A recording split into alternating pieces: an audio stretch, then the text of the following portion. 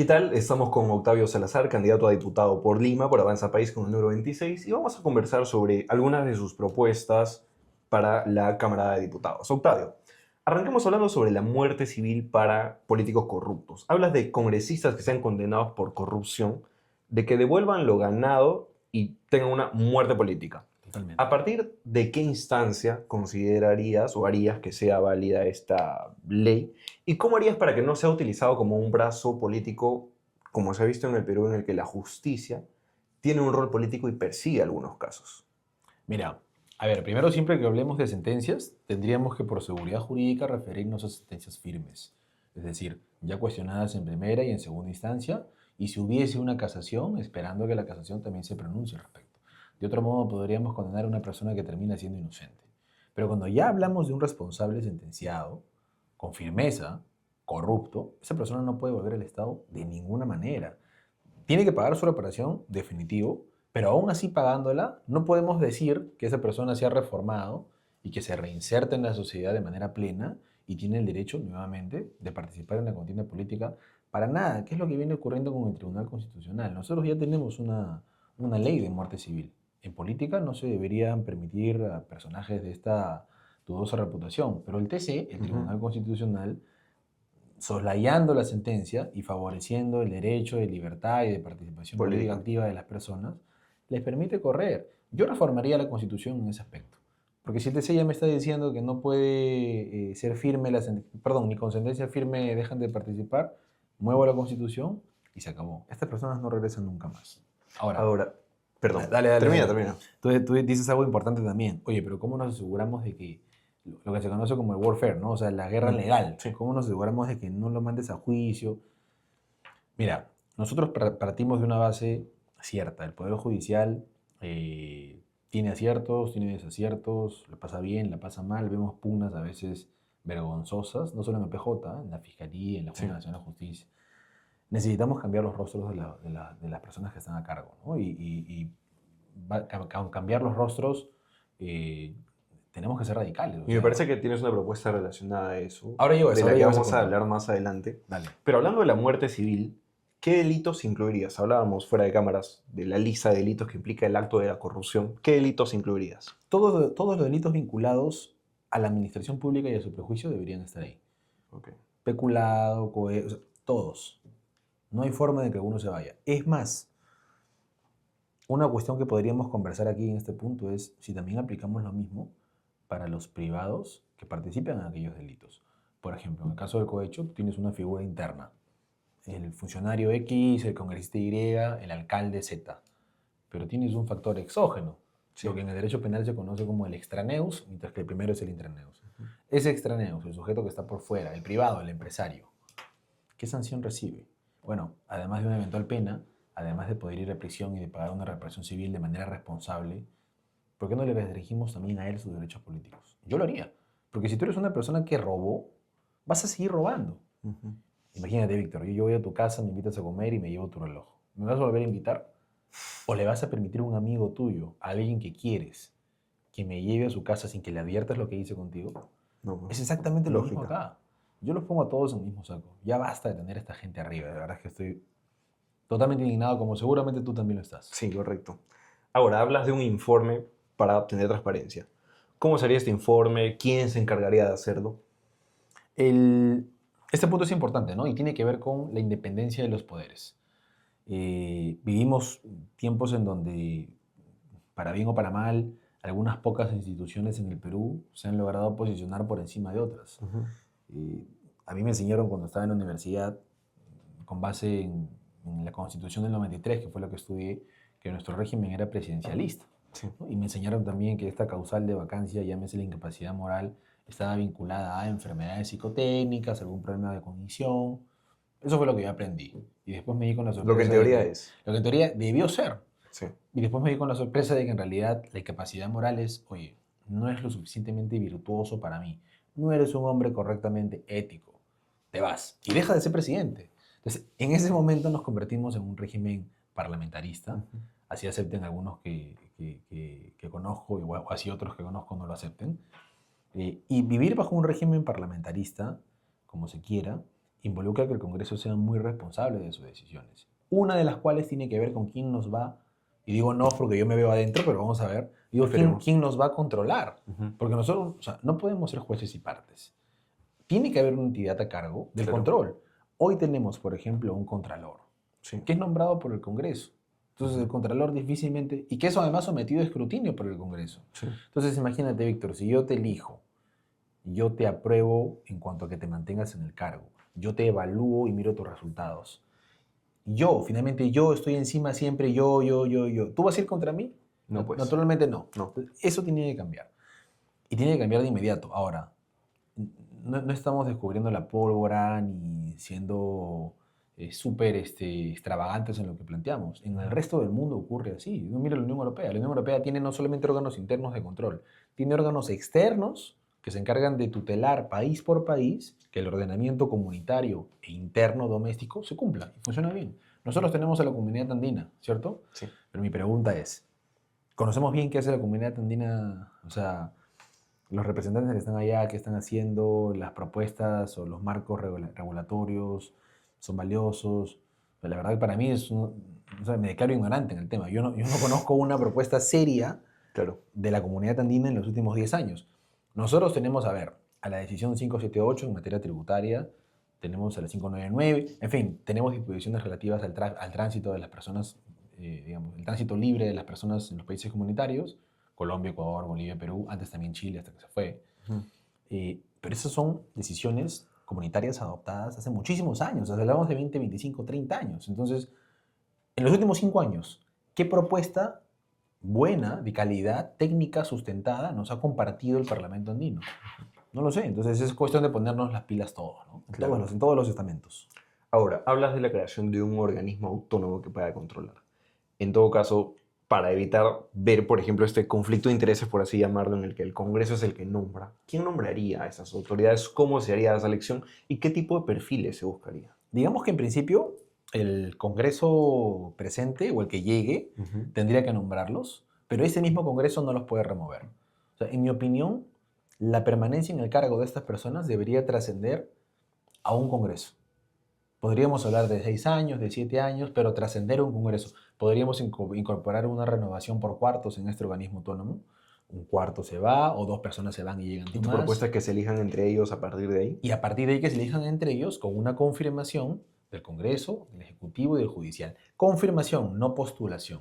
Así borramos todo tipo de influencias, o por lo menos lo dificultamos. También hay que tener en cuenta algo, ¿no? O sea, quien quiere corromper y quien quiere aprovecharse del sistema lo va a hacer. O va a encontrar la forma de hacerlo, siempre. Sí. Pero por lo menos pongámosle las duras, ¿no? Claro. Ok. Pero, bueno, hablamos de que a partir de ahí ellos se puedan seguir eligiendo. ¿No te parece que ahí también habría un tema con los filtros? Lo que pasa es que los filtros sí los pone el Congreso. O sea, en la medida que sean razonables, digamos, tú tienes una persona de conducta intachable, Sí. sin sentencias, con credenciales en el sector privado, con manejo de la gestión pública, una persona preparada. Solamente una persona así podría llegar a ser parte de ese organismo autónomo. Y los perfiles los va a evaluar el Congreso, los va a evaluar el Ejecutivo o los va a evaluar el Poder Judicial, en una suerte de control concurrente. Esto sería idealmente, idealmente o fácilmente implementable si es que hubiese voluntad política. El problema que tenemos nosotros es que los poderes, los clásicos 3 poderes, no solo están peleados, sino que unos se creen superiores a los otros. Alguna vez te comenté que el Congreso, a cargo de su paz presidente, Rospigliosi, se manifestó en contra del Poder Judicial y dijo, ¿hasta cuándo vamos a permitir? Fue a propósito de la sentencia del Poder Judicial donde un juez aplicó control difuso a la norma que prohíbe la representación, me refiero a ONGs o asociaciones, correcto, de personas que litiguen en contra del Estado, solamente víctimas de algunos tipos de crímenes o presuntos crímenes. Entonces, este juez aplica el control difuso aquí, no toma en consideración la norma, no la recoge, y el presidente del Congreso sale a decir, oye, ¿qué es esto? Debemos terminar con el poder Judicial. O sea, es el jefe máximo de un poder refiriéndose a otro poder en las mismas condiciones. Eso no existe o no debería existir en otro lugar. ¿La creación de este órgano requeriría una reforma constitucional? Yo plantearía que se cree a través de una reforma constitucional. Que claro, suena un poco... ¿Y por qué? Para dotarlo de seguridad, no que una simple ley, una ley que se puede generar en cualquier momento, y ya lo vimos en este Congreso y en Sí, varios, y se puede derogar no fácilmente. termine, así es, no termine por liquidar el organismo. Ahora, reforma constitucional suena un poco duro en palabras, pero hemos visto que se ha reformado más de 60 veces la Constitución en los últimos 5 años. Entonces es cuestión de voluntad política nada más. Ahora, surge una pregunta. ¿Crear un nuevo organismo, crear más Estado, no va eso en contra de los planteamientos de Avanza País? No, gran ¿No pregunta. se estaría creando más burocracia? Gran pregunta. Mira, nosotros tenemos como línea, como eje central, un Estado pequeño pero eficiente. Sí. Un Estado que esté presente digamos, en zonas o en sectores clave y que permita liberar el mercado en ejes económicos, en ejes que tienen a desarrollar, que tenderán a desarrollar el país a través de la formalización de los negocios. En cuanto al tema concreto del control político, yo creo que ahí no podemos dejar para nada de participar como Estado. Porque el control político es clave. O sea, si tenemos que invertir lo que debamos invertir o vayamos a gastar lo que podamos gastar en un organismo como este, adelante. O sea, o sea, te digo algo, Víctor. En el año 2023, 2024, por año aproximadamente se pierden 24.000 millones de soles. Lo dice la Contraloría. Con 24.000 millones de soles hablamos de construir 500 hospitales nivel A. O sea, cientos de comisarías. Tranquilamente podemos hablar de la constitución de este órgano. Es cuestión de voluntad. Ok. Pero, o sea, se habla de que este Congreso ya ha generado bastante gasto. También. Ahora vamos a tener un Congreso con 60, un Congreso como cuerpo de las dos cámaras, con 60 personas más que van a ser los senadores. Podríamos decir que esta creación estaría generando más gasto que saldría del Congreso. ¿No sería visto de manera impopular? Es que esto hay que verlo así. Tú vas a tener sectores claves en donde habrá inversión pública, plata estatal, gasto público. Pero lo que planteamos también es liberar espacios en el mercado para que actores nuevos se monten en la economía peruana. Para que el 70% de los peruanos que viven en la informalidad empiecen a tributar. Entonces, lo que vamos a recoger de nueva tributación, de nuevos actores en el negocio, va a ser suficiente para mantener el Estado pequeño pero eficiente que queremos. Y una cuestión adicional es que un Estado pequeño y eficiente, ojo, no significa un Estado barato. ¿Ah? A veces hay esta interpretación de que si es un Estado pequeño es un Estado que no gasta. No, un Estado puede ser pequeño pero puede ser costoso. Lo importante es que sea eficiente. Y si para ser eficiente va a ser costoso, adelante, bienvenido sea. Pero pensemos en hacer las cosas bien y hacerlas diferentes. Hoy estamos gastando, hoy ya es un Estado costoso, hoy es un Estado grande, pero es un Estado ineficiente. O sea, mire lo que pasó en el sur. Lo que ha pasado con el gasoducto afecta a 6 regiones. Sí. Lima, de hecho, es la menos afectada.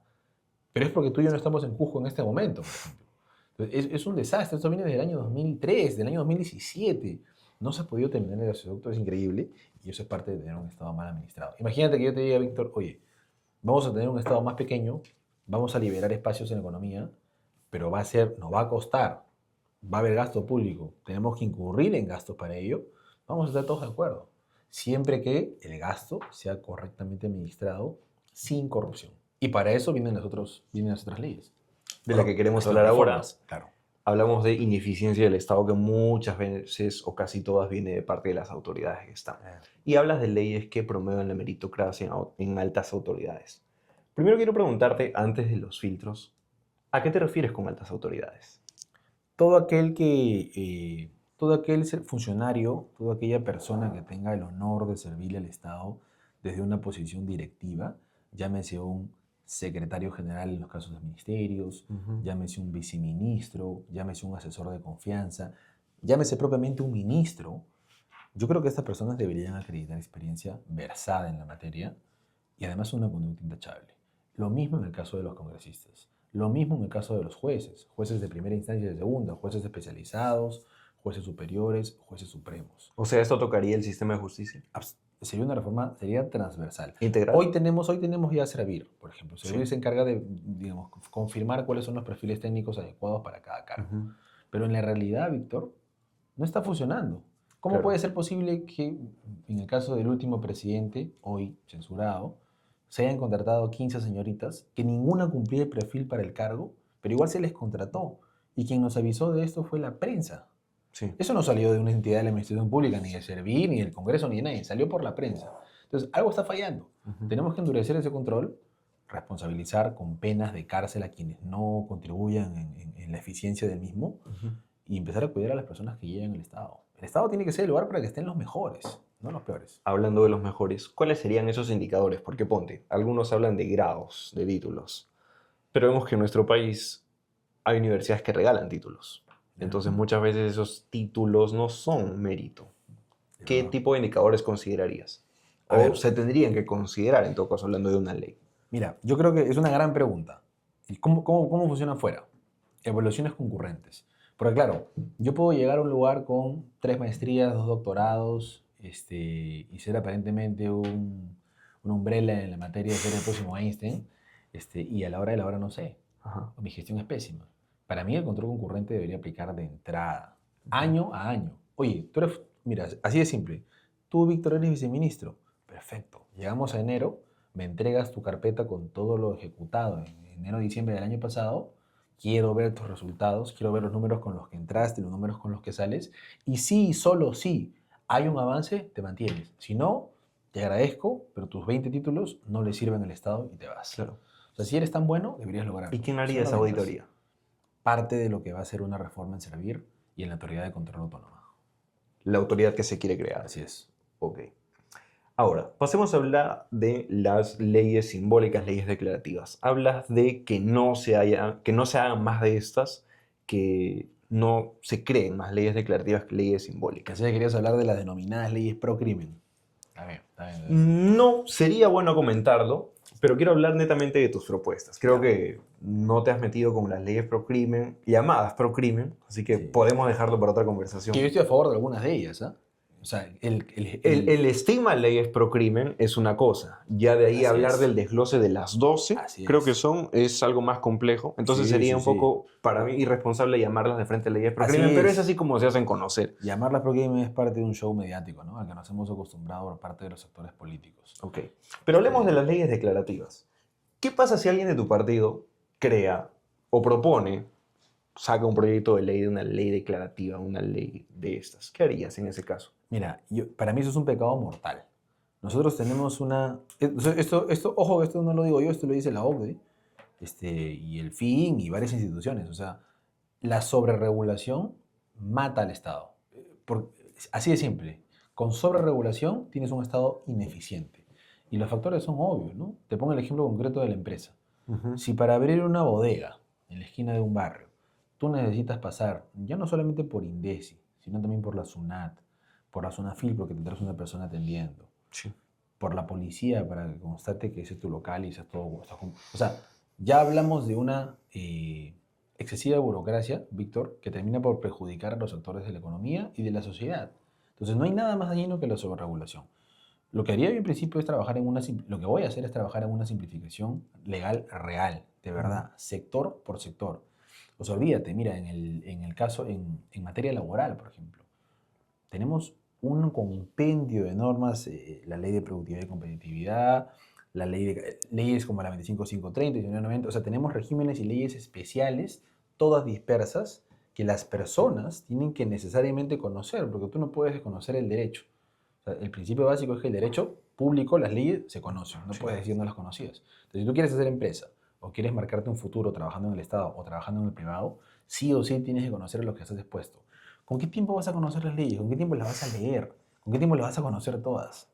En materia tributaria pasa lo mismo, ¿no? Tenemos diferentes regímenes tributarios, sector por sector, minería, pesca, agro, tragamonedas y juegos de azar, régimen general, ley de impuesto a la renta, código tributario, ley del IGB. Además tenemos interpretaciones para cada una de esas disposiciones.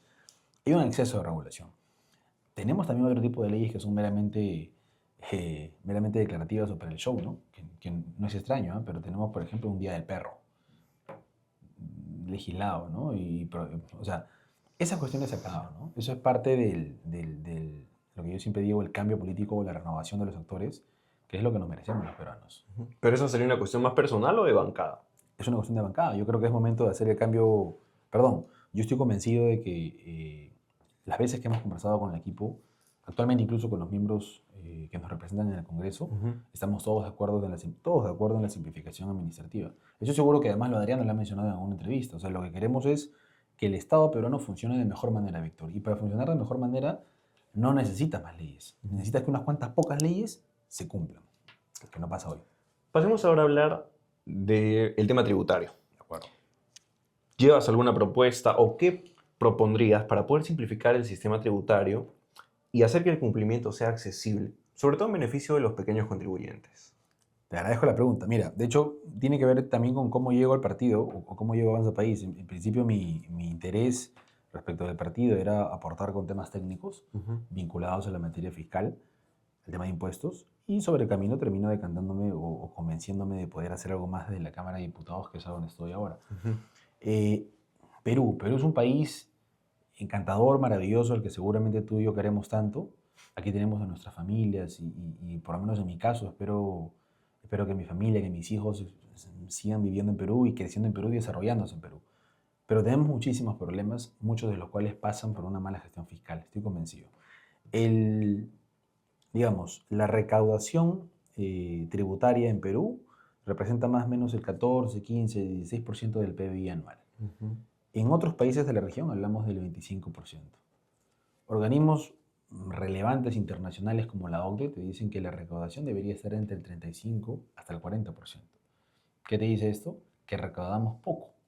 Entonces tú me dirás, oye, pero ¿cómo puede ser que recaudemos poco si la SUNAT el año pasado publicó, justo en diciembre, como para darnos un regalo de Navidad, publicó este año 2025, ha sido récord en recaudación? Sí.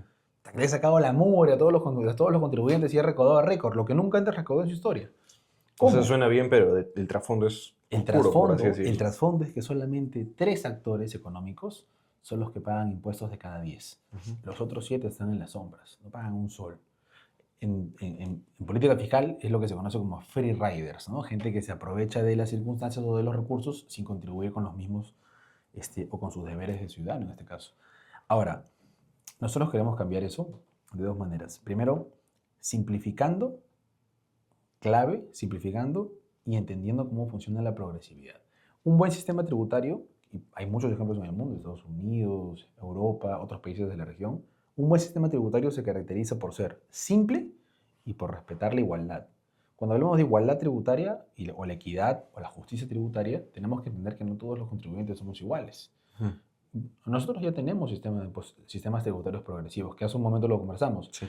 La progresividad en los tributos, por ejemplo, en el caso de los trabajadores es, tú tienes para fines del impuesto de renta del trabajo, o sea, lo que el Estado peruano le exige a un trabajador en planilla, por ejemplo, va a depender de cuánto gana esa persona. Si ganas poco, puede que no tributes nada. Si ganas más o menos, tributarás entre 8% a 2%, irás subiendo, y si ganas mucho, tributas con 30%. Esa progresividad es importante porque fomenta la participación en impuestos. Correcto. Claro, si una persona que gana poco le pides 30%, claramente le va a decir a su empleador, oye, págame la mano nada más, pero yo no quiero dejar ese 30%, lo necesito para vivir. Entonces pensemos en que la progresividad, la igualdad y la equidad son conceptos que son válidos. Pero van de la mano, Víctor, con la simplificación. Porque mira lo del lado de la empresa ahora. El Banco Mundial dice que aproximadamente en la región los empresarios, los actores de la economía derivan 1 mes y medio de su tiempo en el año a encargarse solamente de tributos. Ojo, hablamos de 1 mes y medio, o sea, una persona que tiene que ver durante 1 mes completo más la mitad de otro mes cómo estar bien con la autoridad tributaria. Eso es demasiado. En países desarrollados hablamos de 1/3 de ese tiempo. Y yo estoy seguro que esa estimación del Banco Mundial en el caso peruano se queda chica. En el caso peruano tienes que tener una persona por lo menos 3 meses. Prueba de ello lo estamos viviendo ahorita. Sí. Diciembre, enero, febrero y a veces hasta marzo son meses clave porque las empresas preparan su declaración jurada anual del impuesto a la renta. Es decir, todo lo que hicieron el año anterior lo ordenan y lo declaran. Ya, eso es una locura en países europeos. En Chile incluso, tú tienes todo automatizado de manera electrónica, Víctor. Tanto es así que puedes presentar tu declaración jurada anual a través del celular. Estando convencido de que los contenidos de la declaración son ciertos. Son justos. Son justos, son ciertos y son reales. Aquí en Perú nosotros tenemos una iniciativa que viene desde los años 2010-2012 de integrar el sistema tributario de una manera, digamos, única, virtual y electrónica. El famoso SIRE, el Sistema Integrado de Registros Electrónicos. Mira, yo te dije 2012-2014, ¿no? Sí. El SIRE no está completamente activo ni está completamente validado hasta hoy, para que te hagas una idea. O sea, han pasado más de 10 años y la misma SUNAT les dice a los contribuyentes, oye, por si acaso mi SIRE todavía falla, así que pueden usarlo, pero si hay errores no se preocupen porque lo conversamos en el camino. Ya lo arreglaré en algún Normalmente momento. los errores... No, acá viene lo peor. Por el CIRE te dejo tranquilo, pero en paralelo te sigo fiscalizando. ¿Ah? Claro. Cuestiono tus compras, cuestiono tus gastos. Partiendo Cuestiono... de ahí, la fiscalización no es justa. No, para nada. Yo creo que así es. Eso es un gran tema, también es clave. O sea, a nosotros nos fiscaliza, hablando de la SUNAT, por el tema de impuestos, a nosotros nos fiscalizan con parámetros europeos, con parámetros de alta formalidad, cuando vivimos en un estado informal. Sí. Un ejemplo muy concreto. Si tienes una empresa que se dedica a la compra de frutas y después las exporta. Esta empresa compra manzanas de Ica, las trae hasta el Callao y el Callao salen al puerto y se van a Europa. Sí. Esta empresa tiene un gasto que es lo que le paga a su proveedor de transporte. Ese proveedor de transporte le brinda un servicio real, efectivo, que es mover las manzanas con un camión de Ica hasta el Callao. Si la SUNAT te pregunta por esa operación, porque te dice, oye, ese gasto no me cuadra, explícame de qué se trata, mira. Y tú le dices, sí, pues acá está mi contrato de transporte, esta fue la empresa, estas fueron las manzanas que llegaron, ya las mandé, ya las envié. Ah, ok. ¿Y quién manejó el camión? Ah? El camión lo manejó una persona contratada por el proveedor, qué sé yo. ¿Tú sabías que esa persona que manejó tu camión no tenía el brevete al día? ¿Que su brevete estaba vencido? ¿Sabías? No tenía ni idea, yo solo quería mis manzanas y me llegaron las manzanas. Claro. Bueno, dado que esa persona tiene el brevete vencido, para mí, SUNAT, esta operación no es real. No se dio. Nunca se dio. Entonces desconozco este gasto y me debe ser impuesto. Así de absurdo, ¿no? O sea, son parámetros de alta formalidad cuando acabamos de decir que vivimos en un país con el 70% de informalidad y pera en las calles. Es una locura y eso tenemos que cambiarlo. Ahora, para ir cerrando, ¿tienes alguna propuesta para garantizar mayor transparencia a la hora de rendir cómo se utilizan los recursos públicos en obras, en los pagos que se hagan? Es una gran pregunta y claro que la tenemos, y la tenemos como partido. Hoy en día nosotros no podemos saber, por ejemplo, Víctor, en qué específicamente gastó su caja el Ministerio de Transporte, salvo que vayamos a transparencia y pidamos la información por derecho a acceso a la información pública. Eso para mí debería ser prima facie público. O sea, en la página web debería haber un apartado de liquidación diaria de gastos y tener una persona que actualice, o un equipo que actualice diariamente todos los gastos en que incurre la entidad. Que haya un control de caja, un fact-checking, un control de expenses, como lo tienen las empresas. O sea, ese es el problema, uno de los problemas del Estado. Tú tienes empresas en el Perú que empiezan siendo chiquitas, luego son medianas y luego son grandes. ¿Por qué? Porque hicieron las cosas bien. ¿Por qué eso eso no nos pasa a nivel nacional? ¿Por qué seguimos viviendo mal? ¿Por qué? Porque la gestión eficiente no está en el sector público. No puede haber gestión eficiente si no hay mejores funcionarios, mejores políticos. Y una cuestión principal que nosotros vamos a promover, reitero, es la transparencia total. Porque si intentamos hacerlo y no nos va bien o fallamos, también seamos sinceros con la gente y que ellos vean cómo estamos gastando y que nos juzguen después por lo que deban juzgarnos. Bien. Perfecto. Tal vez si tienes algún comentario para poder cerrar la entrevista. No, primero agradecerte, Víctor. De hecho, creo que estos espacios son clave. Conversar acerca de las propuestas y las ideas sustentadas siempre va a ser mejor pues, que salir a bailar, ¿no? Por ahí cantar una canción, tocar una guitarra. El peruano necesita políticos que estén preparados para asumir retos, políticos de credenciales, políticos que hayan demostrado cierta solvencia en otros sectores. Yo a veces me dicen, oye, pero tú vienes del sector privado y no tienes experiencia en gestión pública. En el sector privado es donde no se premia la incompetencia. Si tú eres malo en el sector privado, simplemente no trasciendes, no te mueves, pierdes. Tienes que ser bueno, destacar y crecer. Sí. Y aplicar esas capacidades en el sector público es lo que quiero y estoy convencido de que lo vamos a lograr. 26, Avanza País, el tren. Perfecto. Nos encontramos en otra oportunidad. Gracias. Feliz el cierre. Bacán.